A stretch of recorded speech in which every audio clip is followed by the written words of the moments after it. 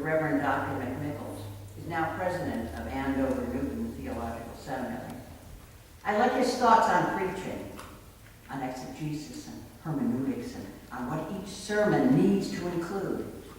But I especially like how he says it. He says that every sermon should answer 3 questions. They are, what? So what? Now what? What? So what? Now what? Let's begin today by answering the first question. What? Jesus takes 3 disciples to the mountains where they see him transfigured and hear God's loving acclamation of him. Then they return to their daily work and witness. We lose the point if we think the story of the transfiguration is merely about Jesus. The special effects in the story are almost like a dramatic movie. From a mountaintop, the appearance of Moses and Elijah, from God's voice speaking out of a cloud to Jesus, shining like the sun. It is easy to overcome the seemingly meaningless words that begin the text. They are 6 days later. What if we stopped right there and paid attention? What if we didn't read past them and ignore them? What if we didn't rush past them to get to the good stuff? What if we stopped reading this passage as a biographical note about Jesus? And what if we really look into this? Some of these ideas I got from Reverend Andrea Anastas. Well, we are getting into the so what part of the sermon. The transfiguration pointedly shows the way to who we will be when we are willing to love God as Jesus did. Remember, Jesus had been traveling, preaching, and teaching. Chapter 16 ends with reflections on discipleship. And chapter 17 opens with these 3 words, 6 days later. I think that it matters that it was 6 days later. I think that the writer of the gospel is deliberately reminding us of another story from the scripture, the one from Exodus that was read earlier. The journey of Moses and Joshua up onto the mountain where they sat in a cloud for what must have seemed an eternity. Moses and Joshua respond to God's invitation to climb into the cloud and the glory atop Mount Sinai and receive the commandments. They wait 6 days before Moses is called out of the cloud, leaving Joshua behind. It was 6 days later, on the 7th day, that God called Moses out of the cloud to meet God face to face. It was 6 days later, on the 7th day, that Jesus took Peter, James, and John to the mountaintop where they saw Moses and Elijah.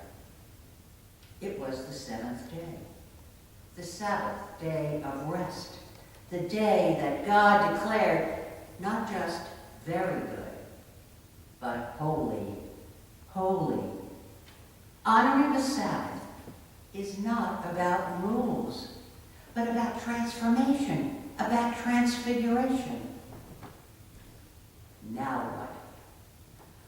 We 21st century people don't take the 7th day very seriously. At least we don't take it very seriously in the upper middle class in these United States. Students at a private high school in New England were asked which one commandment they would give up if they could only retain none. The vote was 97-1 to eliminate the third. Remember the Sabbath day and keep it holy. Not only was the vote overwhelming, the reasoning behind the vote was unanimous. God surely understands that we are very busy people, and to get ahead, we need to work 7 days a week. I think I am preaching this sermon because I need to hear it. I am guilty of not always taking Sabbath. For me, you see, Sunday is a work day, and I need to take Sabbath on another day of the week.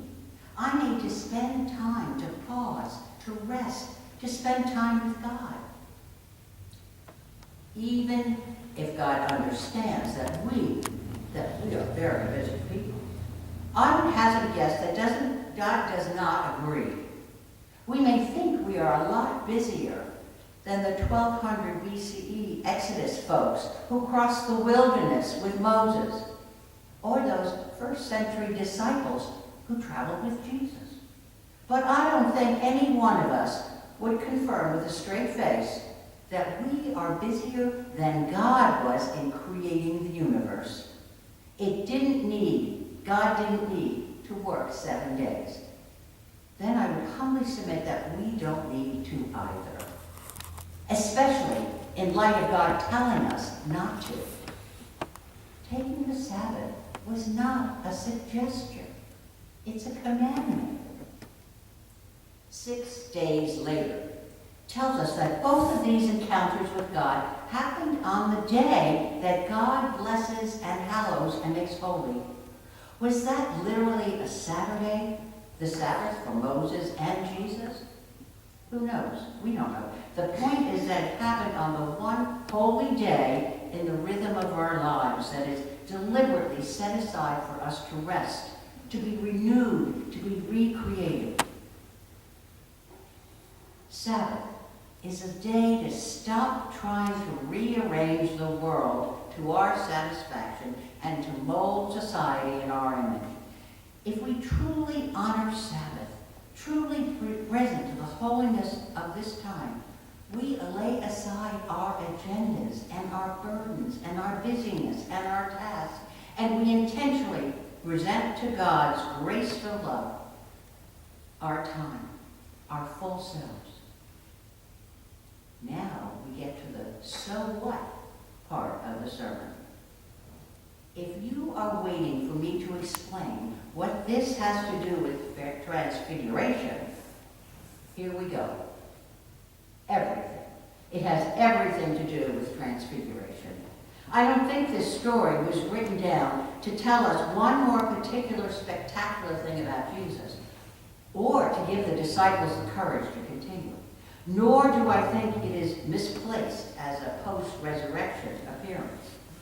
It is another sign and wonder. But the important aspect of the story is not what happened to Jesus. The important part is what is happening to us. It isn't Jesus who needs to be transfigured, for the realm of God is fully revealed in him. It's us who need to be transformed and transfigured. It isn't going to happen while we're clinging to all the nonsense the world feeds us about success and worthiness. It isn't going to happen while we are focused on making partner in the law firm, finishing a medical degree, scrambling to get packed for a week's vacation, or in the 15-minute break we have between driving one child to soccer and the other one to a piano lesson. In other words, it is not going to happen during the 6 normal days of the week.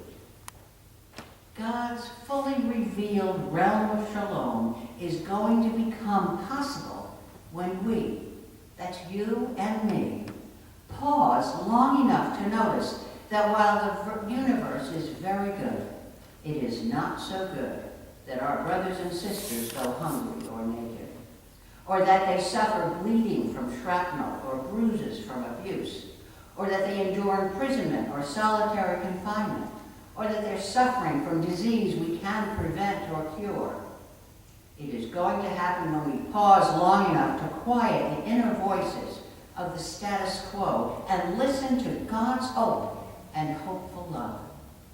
It cannot happen when we are head down, nose to the grindstone, eyes on the prize, or in any other position than sheer reverence to God. So what?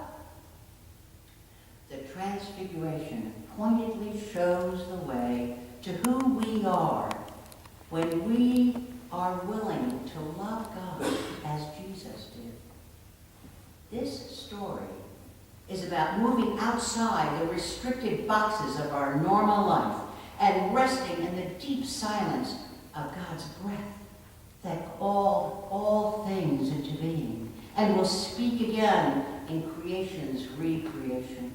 It tells us what we will become when we let God overshadow us. Are you so busy with kingdom work that you have no time for the King? May this be a year you spend time with the King. May this be the year we pause. May this be the hour we rest. May this be the second we keep Sabbath. 6 days we labor. On the seventh we rest. We pause. We allow God to work in us, to transfigure us and transform us. Amen. Amen. Join me as we prepare our hearts to receive communion.